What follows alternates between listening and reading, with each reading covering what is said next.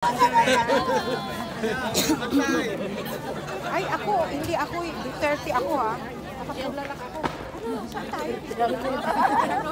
Wala pong bangag. Nakapaglalak ako. Galin mo na, lagay mo na lang yun. Ano pangalan? Inday. Inday. Inday Sara sa ngayon. Pwede. Nandito siya ngayon.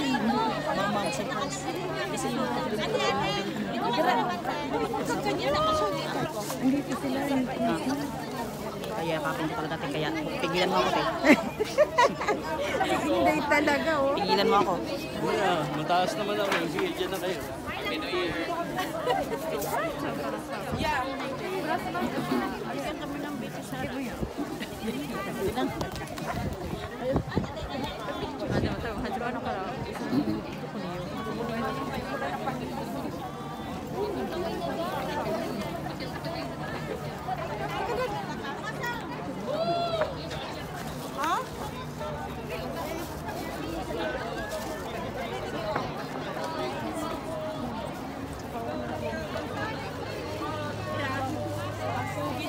Kaibigan mo! Kaibigan mo! Okay. Si Inday sa ngayon. Si Inday, oh. Yung sinong may gustong magsalita dyan, pwede naman na magpalitan tayo lahat. Yung sasabihin lang natin yung ating mga gustong magsalita. Yung baka Marcos, Junior, tumalas ka na dyan. Ngayon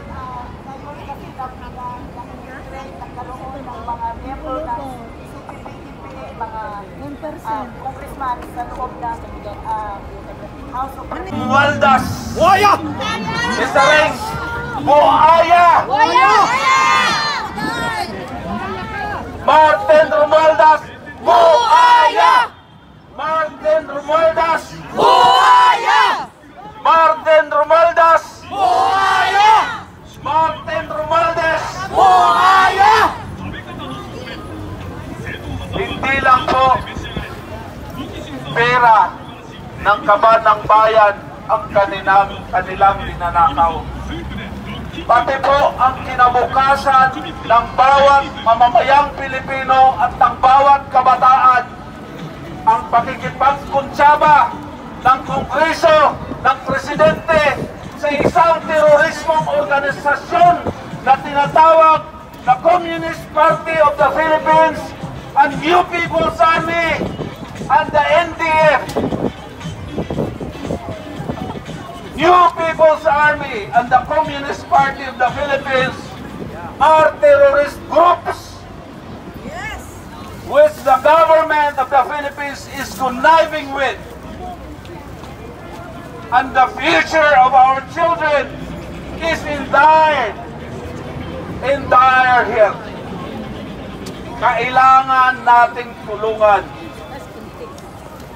ang mga dating nagrarally na kumakalaban. Bongbong Marcos magnanakaw! Magnanakaw! Bongbong Marcos! Dorobo! Bongbong Marcos! Dorobo! Bongbong Marcos! Dorobo! Bongbong Marcos! We are ashamed that we have this kind of president. But we are hopeful. We have a bright future. Because we have a very bright Vice President who will stand with us. Who will go with us. And who will fight for us. Walang iba kundi si Inday Sara Duterte! Inday Sara Duterte! Inday Sara Duterte! Inday Sara Duterte! Inday Sara Duterte! Inday Sara Duterte! Ang kamay!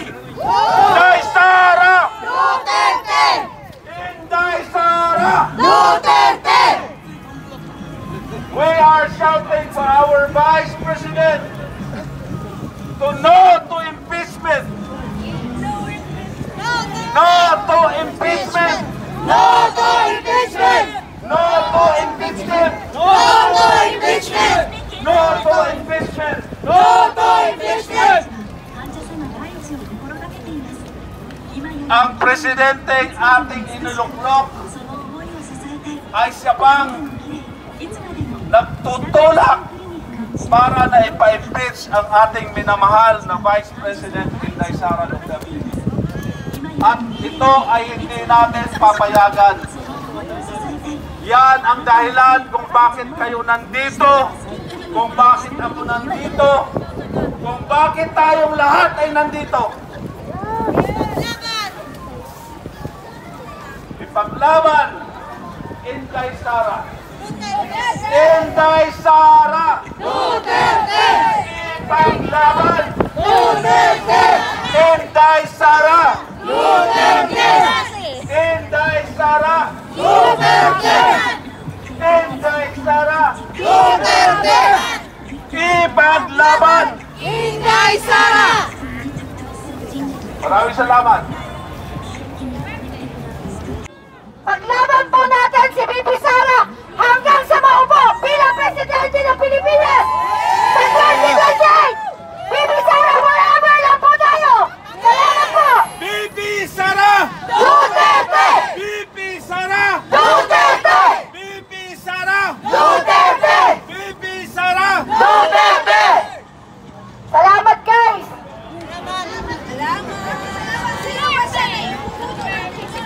At ito pala, nakalimutan natin. Marami tayong kailangang iboto na party list. Kaya lang, isa lang ang pwede nating iboto. So sa akin personal, ikinakampanya ko ang Ipanaw Sambayanan. Sa Ipanaw Sambayanan, ang first nominee ay si Atty. Busantog. Number 2 nominee is si Doc Lorraine Badoy. Number 3 nominee ay walang iba kundi ang aking kapatid na si Kairik. Kabugal gid, Iloilo gihapon. Ilonggo gid. Eric. Kairik. Siles. Ipanaw Sambayanan! Ipanaw Sambayanan!